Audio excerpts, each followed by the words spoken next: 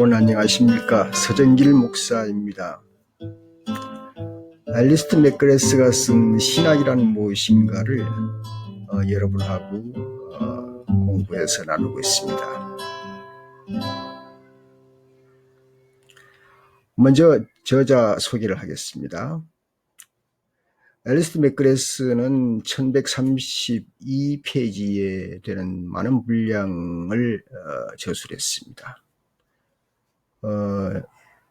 그 중에 이제 저는 길라잡이가 시작이 됩니다. 그러나 단순한 그 길라잡이가 아니고 교회사 안에서 시대와 주제, 인물 그리고 질문에 답하는 형식으로 진행이 됩니다. 이 책을 지은 이 알리스트 맥그레스를 조금 더 소개를 하면, 이분은 지금 영국 런던 킹스 칼리지 교수입니다. 이 책은 2014년 10월 6일에 발행된 책입니다. 많은 대학에서 사용을 했습니다. 그 두류 대학, 킹스 칼리지, 맥길 대학, 옥스퍼드 등 프린스턴 대학까지요. 많이 사용을 했고, 번역도 네덜란드, 독일어, 러시아, 이탈리아, 일본어, 중국, 핀란드, 한국어 이렇게 많이 번역을 했습니다.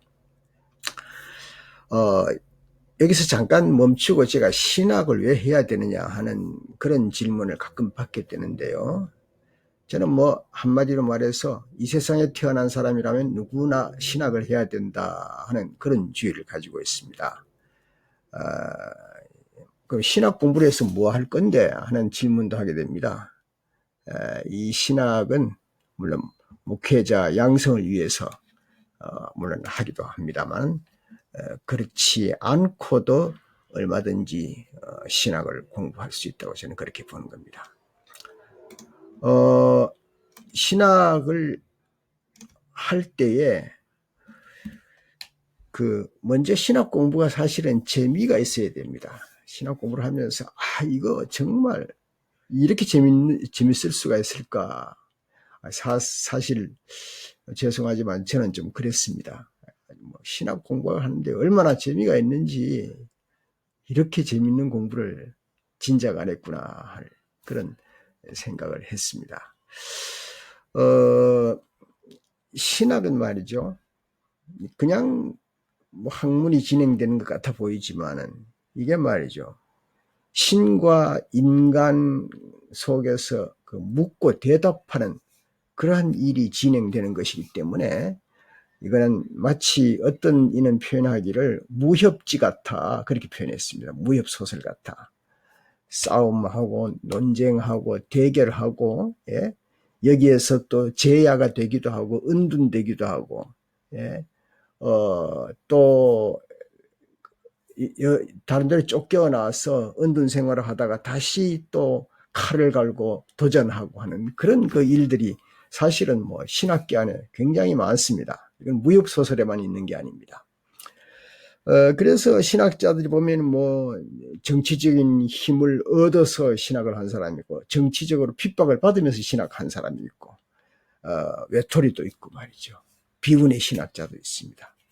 그래서 이런 것들을 하나하나 만나면서 신학 공부한다는 것은 상당히 매력 있는 일이라고 저는 그렇게 생각을 합니다.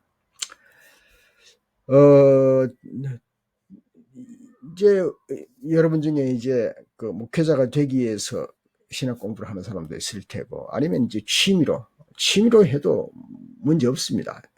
공무원이나 자영업이나 주부로서, 은퇴자로서 틈나는 시간을 여기에다가 많이 투자할 수 있으리라고 저는 그렇게 생각을 합니다. 아무튼 여러분이 즐거운 이 신학 공부가 지금부터 쭉 한번 해보시면 좋겠다. 물론 힘든 과정도 있습니다. 제가 녹음하는 것도, 녹화하는 것도 잘 될 때가 있고 안 될 때가 있고 지루할 때가 있고 그렇습니다. 그러니 그 과정을 다 넘기고 자꾸 하다 보면 이제 좋아지죠. 먼저 여기서 이제 목차 공부 전에 전체적인 한 윤곽을 여러분이 볼 필요가 있습니다. 이게 시대가 말이죠, 이제 네 시대로 이제 구분해서 나누는데, 왜 이제 예수님이 태어나서부터 100년까지가 이제 사도 시대지 않습니까? 그 사도 시대 이후부터 여기에 보면 이제 100년부터 700년까지 팔레스틴 중심으로 진행이 되죠. 유스티우스나 아다나시우스 같은 사람들입니다. 그 다음에 이제 중세와 르네상스 시대가 있지 않습니까? 그게 700년부터 1500년까지입니다.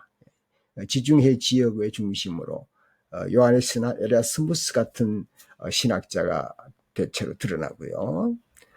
세 번째는 종교개혁 시대입니다. 약 1500년부터 1750년까지 유럽을 중심으로 해서 말틴 루터나 미국에 온 조나단 에드워드까지 이렇게 볼 수가 있습니다.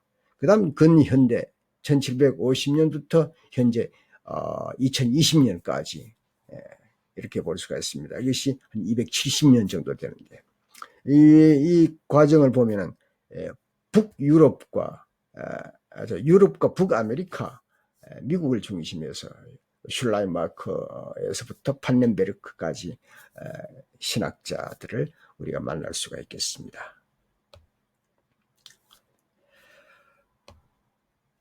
먼저 이제 길라잡이에서 말이죠. 길라잡이에서 그 주제를 먼저 보도록 하겠습니다. 기독교는 사실은 유대교의 연장이고 유대교가 발전한 것으로 보면서 거기에서 이어가는 것으로 봐야 되는 것이죠. 그래서 유대교와 관계를 끊을 수가 없는 것이죠.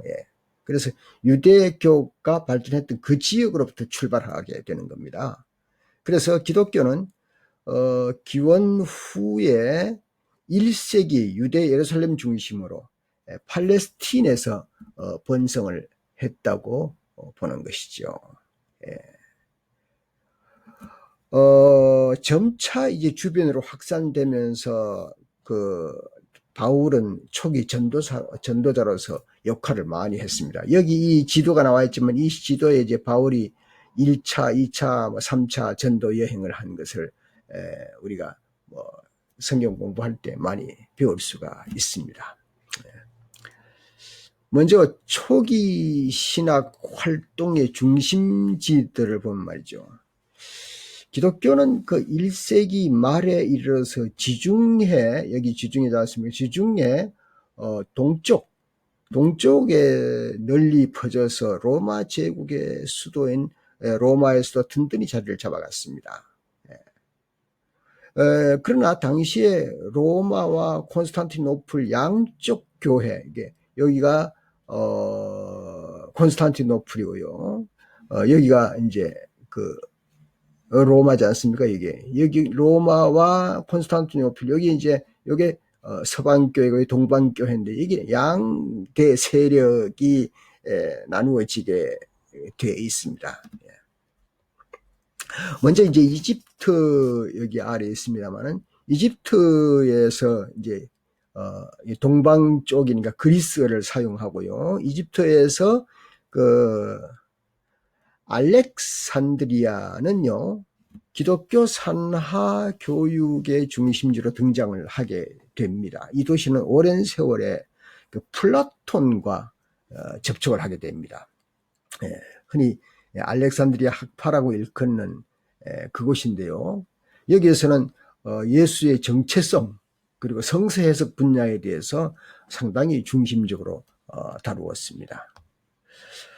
그 다음에 이제 터키로 올라가면 말이죠. 이 터키에도 역시 그리스를 사용하고, 이게 이제 안디옥이 있습니다만, 터키와 안디옥, 그 다음에는 갑바도기아 등등 그런 부분에, 갑바도기 여기 있죠. 이 부분에서, 기독교가 튼튼하게 성장을 해 갔습니다.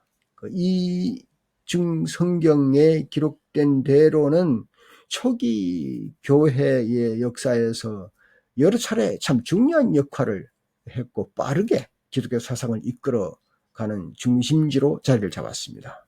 알렉산더와 마찬가지로 안티오키아에서도 그리스도론, 그다음에 성서회에서 그런 것들을 중심으로 해서 발전했습니다. 특별히 4세기에 카파도키아 교부들로 인해서 삼위일체 교리가 큰 기여를 하게 되었습니다. 그 다음에는 이제 아프리카 여기 사실은 여기 기록되어 있는데 여기 이쪽이거든요. 예, 아프리카.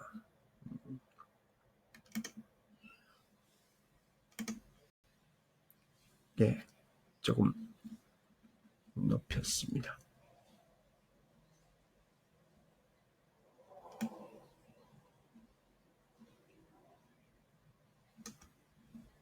예. 아프리카 북서부 쪽에 오늘날 알제리에 위치한 지역으로 지중해의 중요한 도시가 되겠습니다. 이곳에 기독교가 유입되던 시대는 로마의 식민지였습니다. 이 지역에서 활동한 주요한 사상가로는 터툴리아누스, 카르타고, 터툴리아누스, 그리고 이제 아우구스티누스, 예, 뭐 등등 사상가들이 있습니다. 이외에도 이제 그 다른 도시, 즉 로마와 콘스탄티노플, 밀라노, 뭐 예루살렘, 뭐 등등 신학적 성찰이 활발하게 진행되었습니다. 교부 시대 개관을 보면 말이죠. 교회 시대에 이제 교회가 이제 이렇게 구분이 된다고 봅니다. 이제 우리가 보통 개신교와 캐톨릭만 아는데 사실은 이렇게 구분을 할 수가 있습니다. 개혁교회, 동방정교회, 로마 캐톨릭교회, 루터교회, 성공회 이렇게 해서 제가 찾아보니까 이제 교회 건축 양식들이 있지 않습니까? 건축 양식은 대체로 이런 상태. 이걸 조금 옮겨보죠.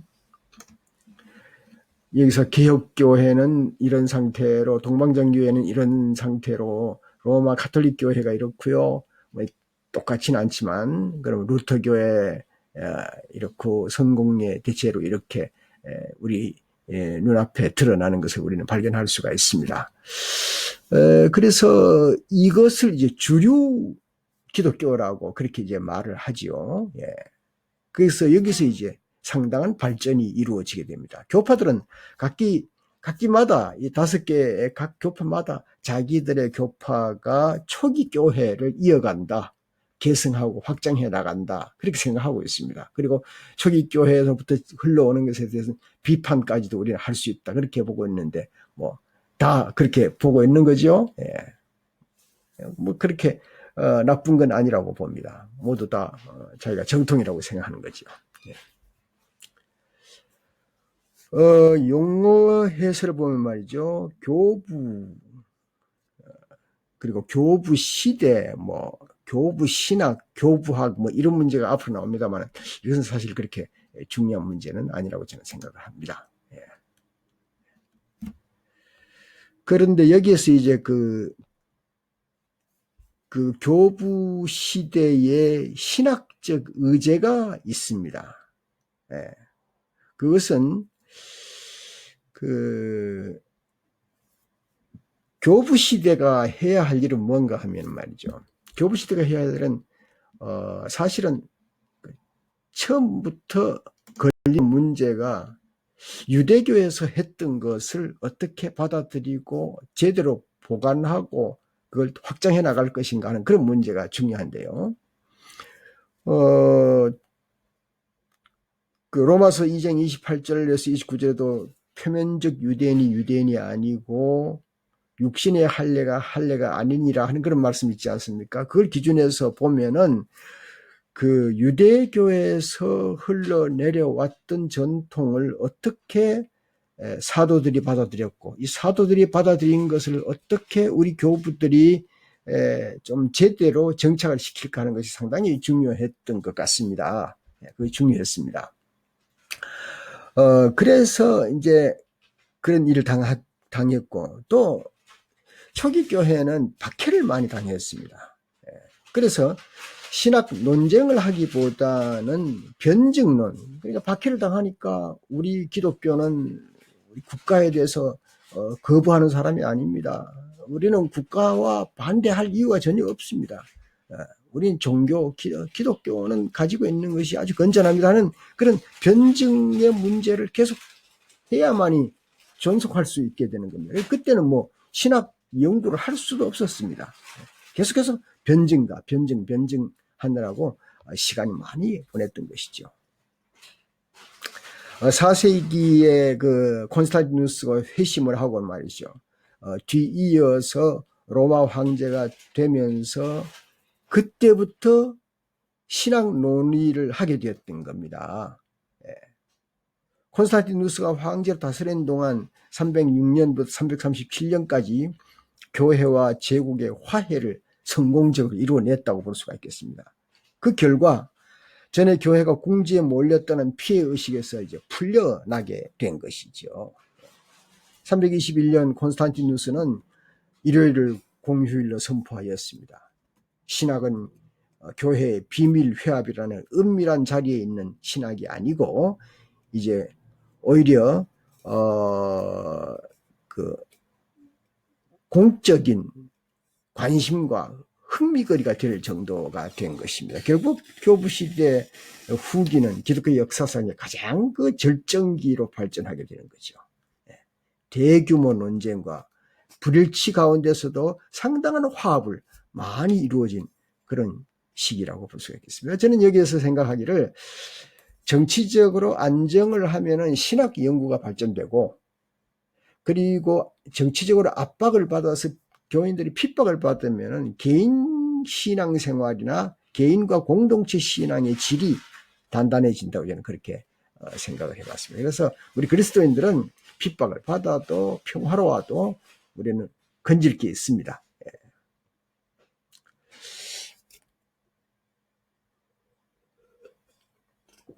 여기에서 이제 저는 그 여기 전체 이제 교부시대의 신학적 의제들을 공부하게 되면요. 굉장히 지루합니다. 그래서 저는 이제 신학생들이 지루할 것이 있는데 어떤 것들인가 하는 것을 좀 봐야 될 것 같습니다. 신학생들이 지루하다고 느끼는 건 말이죠. 첫째, 이제 현대에 있어서 그 신학이라는 것, 특별히 이제 교부 시대 문제가 우리에게 적절한가? 예. 지금 코리타분한 교부 시대 이 코리타분한 얘기로 자꾸 들어가는 거 이거 현대 맞지 않다 그런 생각을 하게 됩니다. 그러나 이제 그 교부 시대와 종교개혁 시대를 비교하고 종교개혁 시대와 또 그 중세 시대 비교하고 또 그것을 근현대 비교 서로 이렇게 비교를 해 나가면요. 그런대로 또 색깔론으로 구분하면 재미가 있습니다. 그렇게 흥미를 가질 수 있어야 공부를 할 수 있지 않나 그렇게 생각됩니다. 그 다음에 두 번째는 교부 시대에 다뤄진 논쟁들은 상당 부분에서 철학적인 개념이 많이 들어갑니다. 그런데 이 철학적인 논쟁 속에서 이거 뭐 요즘 시대가 어떤 시대인데 철학 아니죠. 요즘은 철학과가 인기가 있다고 합니다. 그리고 요즘은 뭐 인문학 개념도 말이죠. 상당히 요즘은 한국에서 보면은 뭐 인기가 있고 인문학 강의도 아주 많이 성하지 않습니까?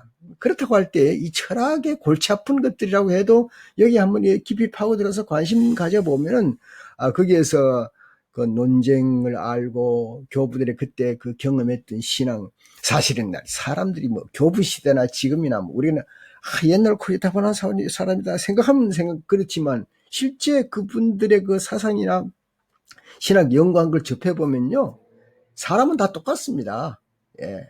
정말 그 신앙의 씨름과 견디는 것과 정치 상황 속에서 그 어려움을 겪었던 순간과 또 행복했던 순간들을 다 가지게 되는 겁니다. 교부 시대는 이제 세 번째가 저는 이 교리적으로 요동치는 그런 일들 골치 아픕니다.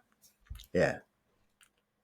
뭐 니케아 신조가 뭐다, 뭐 예수 그리스도의 두 본성, 인성과 신성이 뭐다, 뭐 그 다음에는 정경 성서 66권을 정하기까지의 문제, 이런 것들을 골치가 아프거든요, 사실은. 그런데 이런 혼란 속에서도 우리가 한번 도전하고 배워보겠다는 그 마음을 가지고 덤벼들면 흥미를 느낍니다. 정말입니다. 예. 그런 자세가 필요합니다. 네 번째는 언어 문제에서 언어 문제. 뭐 헬라어도 나오고 라틴어도 나오고 히브리어도 나오고 뭐 굉장히 골치 아픕니다. 그러나 정말 간단하게 우리가 지금 이 교부 시대만 딱 잘라서 생각하면 헬라어는 동방교에서 사용했고 라틴어는 서방교에서 사용했다. 그 안에 있던 모든 신학자들을 이제 차근차근 우리가 공부해 나갈 수가 있게 되는 것입니다. 여기에서 비교 탐구하면서 기본 복음의 입장과 그 복음의 이해와 선교를 위한 귀한 추측들이 되어 간다면 좋겠습니다. 그럼 이제 이어서 그 교부 시대 한 10사람 정도는 봐야 될 것 같습니다. 예. 첫 번째 이제 순교자 유수 티누스, 예. 이 사람을 좀 보도록 하겠습니다.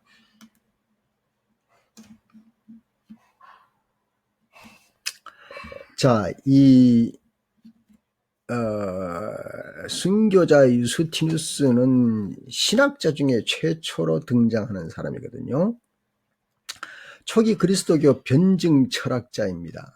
그때 당시에는 변증 철학자가 가장 아주 뭐 여러 가지 면에서 우수했던 사람이라고 보여지는 거죠. 먼저 출생을 보면요, 이교도에 양친을 둔 그로서 사마리아 세겜에서 출생을 했습니다. 학문은요, 그의 청년 시절에 히랍의 학문과 철학을 공부했습니다. 그 가운데 특히 이제 스토아 학파, 아리스토텔레스 학파, 피타고라스 학파, 플라톤, 뭐 엄청난 분량의 철학을 익혔던 사람입니다. 그런데 개종을 봅시다. 어느 날 유대인 그리스도인을 만납니다. 만나서 대화를 하게 되는데 그 만남은 참 하나님의 은혜죠. 그래서 그 유대인 그리스도인이 이렇게 얘기를 합니다. 구약의 많은 예언자들의 사상과 예언의 내용이 모두 그리스도에게서 성취되었어. 그렇게 얘기를 하거든요. 그 말을 듣고는 감명을 받았습니다. 감명을 받으려면 한마디의 감명을 받아요, 사실은. 그 감명을 받고 집에 들어가서 구약 성경과 신약 성경을 연구하기 시작했습니다. 그래서 그는 신학자가 된 겁니다. 그래서 그 가운데 그는 그리스도인으로서 이제 살게 되고 성경을 연구하는 그런 신학자가 된 겁니다. 두 번째는 이제 리옹의 이레나이우스가 등장을 합니다. 프랑스 리옹에서 그가 그 생애를 보냈다 그래서 리옹의 이레나이우스라고 불려집니다. 먼저 이제 출생과 성장을 보면은 140년경 소아시아의 서문화에서 태어나서 이곳에 성장했고 로마를 거쳐서 프랑스 리옹으로 간 것 같습니다. 사역은 신부로서 일하다가 177년에 마르쿠스 아울렐리우스의 황제에 박해가 있어가지고 리옹 지방의 신도들이 보낸 사절로 로마에 파견이 됩니다. 박해가 있어서 선교지로 나가게 되는 거죠. 그러다가 178년에 다시 리옹의 주교로 들어오게 되는 그런 일입니다. 뭐 자세한 건 우리가 아마 공부할 기회가 있을 겁니다. 우리는 지금 이 시간에 자세하게는 할 수는 없고요.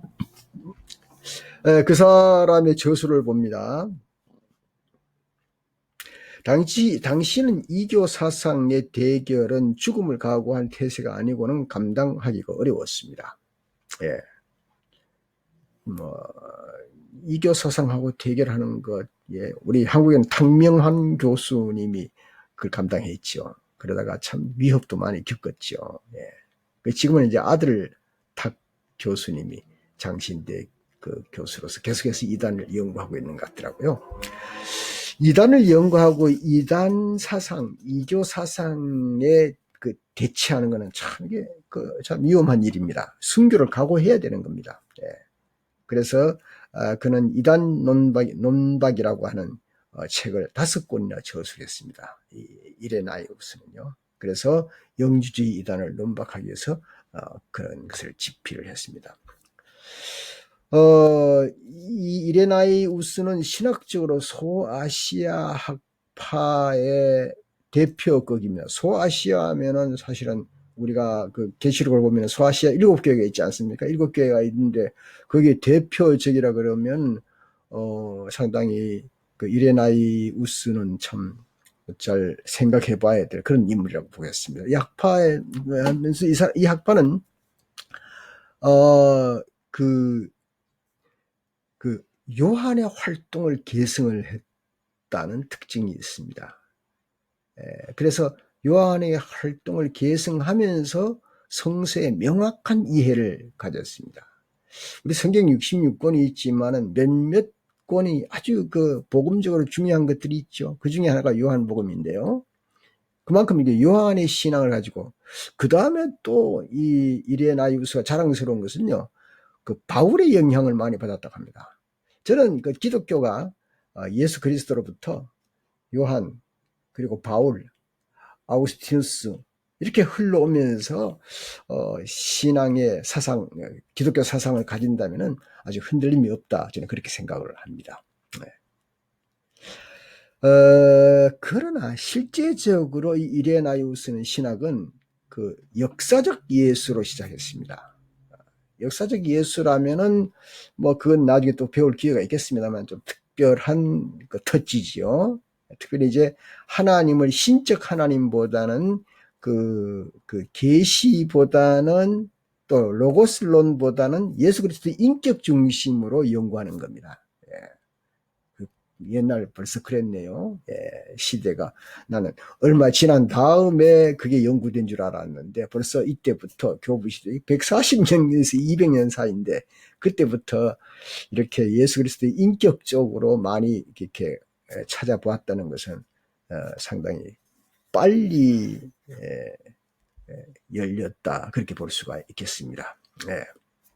그래서 그 영주주의에 대항을 해가지고 창조의 하나님은 구속의 하나님, 구속의 하나님은 창조의 하나님, 이 동일성을 아주 확고하게 제시한 사람이라고 볼 수가 있습니다. 그것이 중요함이죠. 그건요. 예. 창조의 하나님이 창조했던 그 하나님이 우리의 구속의 하나님이다. 뭐 틀림없는 중심되는 정통이죠. 정통.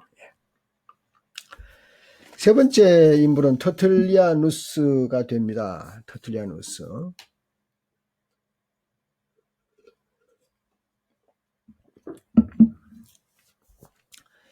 터틀리아누스는 그 출생과 그 학문을 조금 보십시다.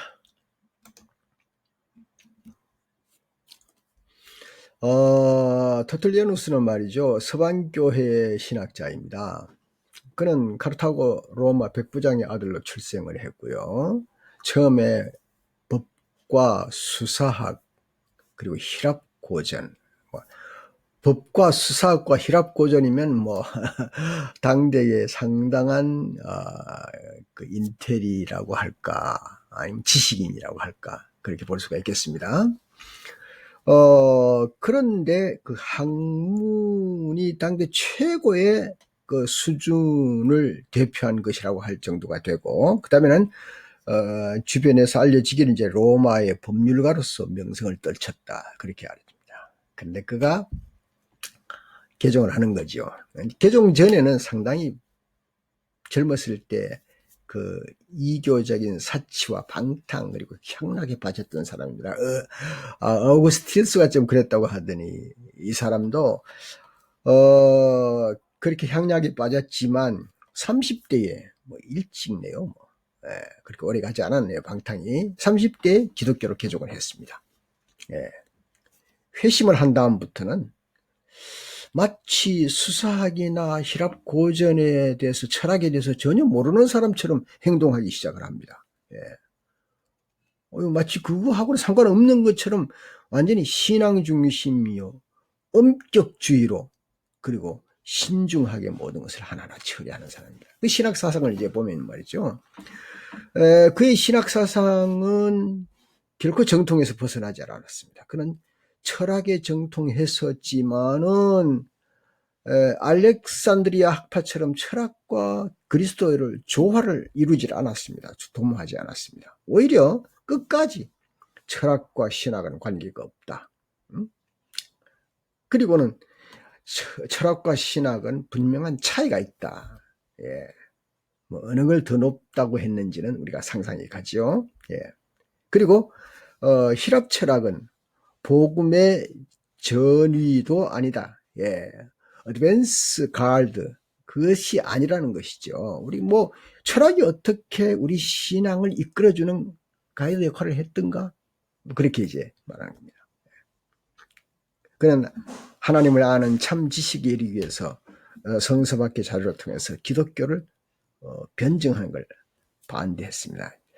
제가 어떤 한 사람을 만났는데 그분도 이제 과학을 한 사람입니다.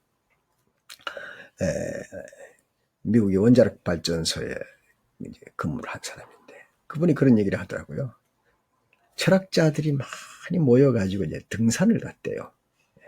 등산을 가서 높은 산에 올라가서 최고의 산이다 하고 이제 올라가서 마지막 고치에 점령해서 같이 이제 고개를 이렇게 내밀어 보니까 그 고치 밑에 신학자들이 앉아가지고 커피 마시고 있더랍니다. 그래서 내가 당신 그게 무슨 말이요? 물으니까 아니 철학자들이 연구해서 고치를 점령했지만은 벌써 신학자들은 그 앉아서 커피 마시고 있으니 그건 뭐 다르다 이거죠. 예.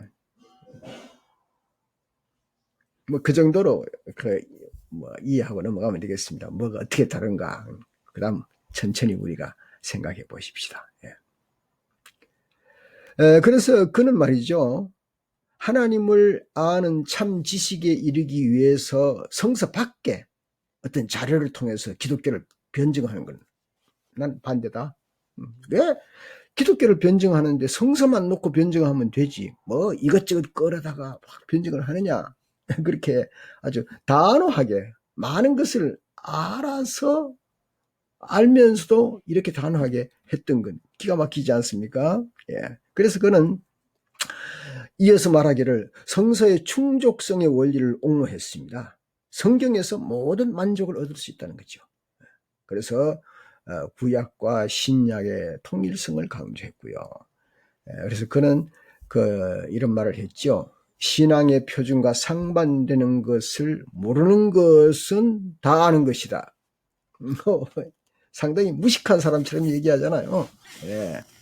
그리고 그는 얘기하기를 나는 불합리하기 때문에 믿는다 하는 유명한 얘기를 했습니다. 예. 아니 얼마나 합리적인 걸 많이 공부했습니까? 법을 공부했고 수사학을 공부했고 철학을 공부했으면 뭐 얼마나 합리적이고 그리고 그 이해가 되는 쪽을 신뢰하고 이해가 안 되는 쪽은 무시하는 이런 것에 훈련된 사람이 아닙니까? 그럼에도 불구하고 그는 성경이 불합리한 것이 많은가? 그것 때문에 나는 믿는다. 그렇게 유명한 말을 했습니다. 예.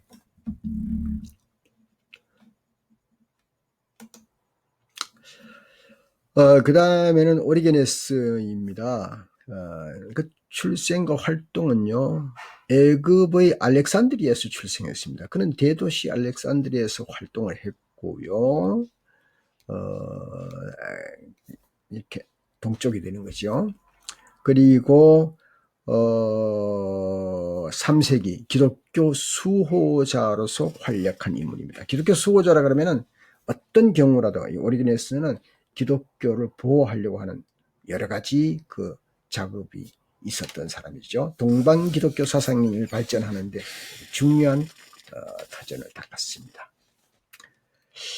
좀 그 사람의 결단이 좀 특별합니다. 예, 제가 여기 마음이 아픈데요. 상당히 금욕주의적인 생활을 좋아했습니다. 예, 이렇게 누가 그림을 그리는 것 같은데, 오리게네스, 마찬가지죠. 그 마태복음 19장 12절에 이런 말씀이 있습니다. 어머니의 태로부터 된 고자도 있고 사람이 만든 고자도 있고 천국을 위하여 스스로 된 고자도 있다. 이 말을 받을 만한 자는 받을지어다. 이 해석을 뭔가 좀 지나치게 했던가 봐요. 예. 그 어떻게 했는지 우리 후대 사람이 어떻게 판정을 내리겠어요? 그래, 그 대가로 자신에게 거세를 가했습니다. 무슨 뜻인지 아시죠? 그 신학 사상은요, 그리스도론 분야의 성부의 완전한 신성과 성자의 비교적 열등한 신성을 구별하는 전통을 세웠습니다. 조금 곤란하죠. 우리가 지금 알고 있는 것은 신성의 성부와 성자가 조금 다르다. 성부가 좀 높고 성자가 조금 낮다. 그렇게 표현하는 것이죠. 그러나 이 오리게네스는 또 만물의 회복 개념을 만들었는데, 여기 조금 동방교회가 좀 그런 느낌이 있는가요? 이 사람을 공부해보니까 그러네요. 결국 이제 뭔가 하면은 인간과 사탄을 포함해서 모든 피조물이 다 구원에 이르게 된다. 그런 말을 했는데요. 그게 과연 동방교회 사상인지 아니면 오리게네스의 사상인지 좀 더 우리가 더 연구해 봐야 될 일이 되겠습니다. 그 다음 다섯 번째는 이제 카르타고의 키프리아누스가 되겠습니다. 조금 제 얼굴을 치우고요. 키프리아누스는 카르타고에서 출생을 했고요. 부모는 이교도였습니다. 그리고 카르타고에서 순교를 했습니다. 그가 그리스도교로 개종하기 전에는 유명한 수사학자였습니다. 그가 세례를 받고 그리스도인이 된 것은 246년경인데 몇 년 되지 않아서 그는 카르타고의 주교로 임명되었습니다. 이때 성서의 깊은 이해를 가지고 있었다고 합니다. 활동은요, 249년 데키우스 황제의 박해로 카르타고 부군에 은신하였습니다. 제가 처음 얘기했죠. 이 마치 부협소설처럼 은신하기도 하는 거죠. 박해가 있으니 은신해야죠. 은신하면서 서신으로 교회를 지도하였습니다. 편지를 쓰면서요. 박해 시에는 많은 그리스도인들이 교회를 떠나 그 난을 피했기 때문에 박해가 그치면서 복귀 문제가 대두됩니다. 우리 자주 제가 얘기합니다만 우리 한국에도 신사참배 때문에 참 어려움을 겪었죠. 감옥에 투옥되는 사람이 있는가 하면 신사에 참배를 하고 다시 또 교회로 돌아오는 사람이 있고 그런 어려운 순간들이 있었죠. 이 키프리아누스는 엄격한 태도로 박해를 받았다고 해서 말이지 이 교회를 떠나가 버린 사람이 다시 돌아오면 되느냐, 그렇게 좀 반대했다가 나중에는 환영하는 태도로 바뀌었다고 합니다. 그러나 이 사람이 이제 교회론이 상당히 강했던 사람입니다. 교회밖에는 구원이 없다라는 말 이 사람이 했고요. 그 다음에 이 사람이 한 얘기 중에 참 중요한 얘기 하나 있어요. 교회를 어머니로 갖고 있지 않는 사람은 하나님을 아버지로 가질 수 없다. 그렇게 얘기했습니다. 예, 상당히 중요한 얘기였어요. 가끔 우리 개신교에서 쓰기도 합니다. 이런 말들을요. 그리고 그는 유아에게도 죄가 있으니까 유아 세례를 해야 된다. 유아 세례 주장을 일찍 했던 사람이라고 볼 수가 있겠습니다. 여섯 번째요. 아타나시우스입니다. 알렉산드리아 감독입니다. 동방 쪽에요. 성인이라고 불려져 있고 알렉산드리아에서 출생한 이곳의 신학원에서 교육을 받았습니다. 알렉산드리아 감독인 알렉산더 밑에서 집사일을 보았습니다. 그러다가 325년에 니케아 총회 회의에 참석하였고 328년은 알렉산더를 이어서 알렉산드리아 감독이 되었습니다. 아주 대단한 사람이죠. 이 사람 역시 추방 생활이 이루어졌습니다. 추방이 되었었습니다. 반아리우스파에 속해 있었습니다. 아리우스파를 반대한다는 거죠. 그래서 아리우스파와 황제의 세력에 밀리게 됩니다. 예. 밀려서 336년에 추방했다가 337년에 콘스탄티누스가 죽자 돌아오게 되었습니다. 이 사람은 콘스탄티누스를 통해서 덕을 본 사람이 아니라 손해를 본 사람이 있죠. 그러나 339년에 다시 로마로 추방되었다가 346년에 애굽의 사막지대로 또 추방을 합니다. 이 사람이 추방을 4번 당했답니다. 4번. 참 힘든 신학자였죠. 그렇게 17년 동안 추방의 세월을 보내다가 381년에 콘스탄티노플리스 회의에서 아리우스파에 승리했습니다. 이겼습니다. 그러니까 정통신앙의 고수가 된 겁니다. 참 환란 속에서 금을 찾아낸 거지요. 아주 귀한 일을 하게 된 거죠. 이번에 신학사상은 하나님의 말씀으로서 어떻게 타락한 인간을 하나님의 형상을 가진 인간으로 회복시키느냐, 아주 중요한 부분이죠. 그 문제를 다루었다고 합니다. 339년에 359년에 어간이 그런 니케아 신조, 니케아 신조는 참 중요한데요. 우리에게요. 니케아 신조를 수호하는 일련의 저서를 집필했습니다. 또한 수도원에 관해서 서방교회 소개했던 사람이라 그렇게 알려져 있습니다. 앞으로 이제 수도원에 대해서도 우리가 좀 배우게 됩니다. 수도원이 어떻게 시작됐고 어떤 형태였고 그런 것을 좀 알게 됩니다. 카파도키아 교부들이 있습니다. 그 카파도키아 교부들은 대 바실레우스, 그리고 니사의 그레고리우스, 나지안주스의 그레고리우스, 뭐 이런 분들이 있는 것을 우리가 따로 다 공부해야 되지만 그렇게 그냥 알고 넘어갑니다. 각자마다 참 유명한 인물들인데요.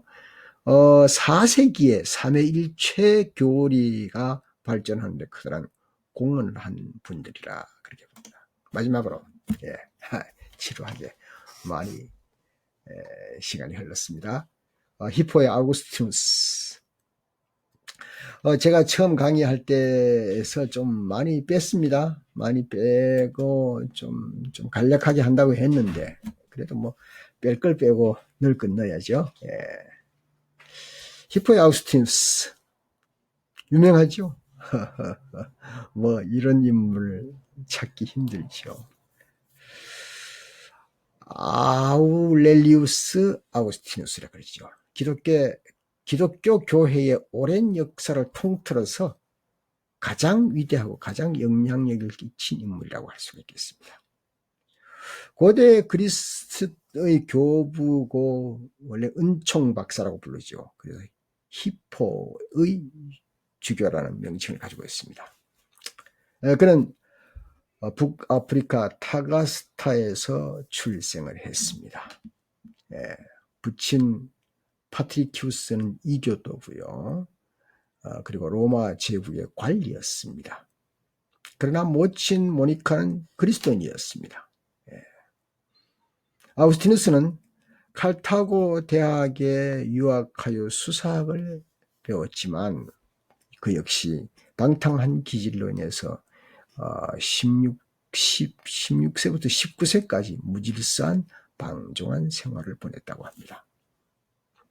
그러던 중에 새로운 계기가 찾아왔습니다.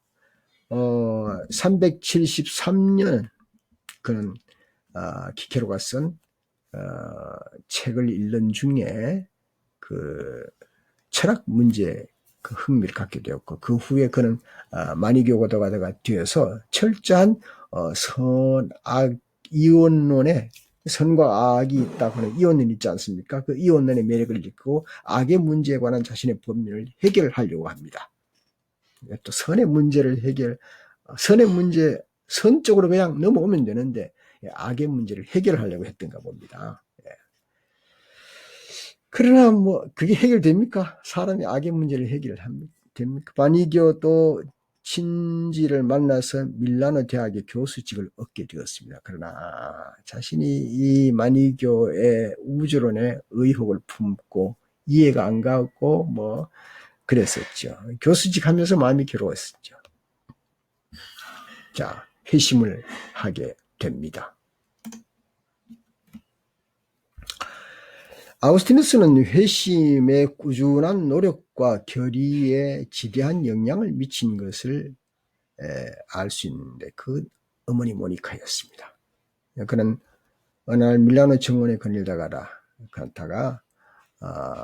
톨레레코 집어들고 읽으라 하는 어린아이의 음성을 들었습니다. 그는 그 즉시 성서를 손에 잡고 읽은 것이 로마서 13장 13절 낮에와 같이 단정히 행하고 방탕하거나 술 취하지 말며 음란하거나 호색하지 말며 다투거나 시기하지 말고 그걸 읽고 회심한 그때가 386년이었습니다.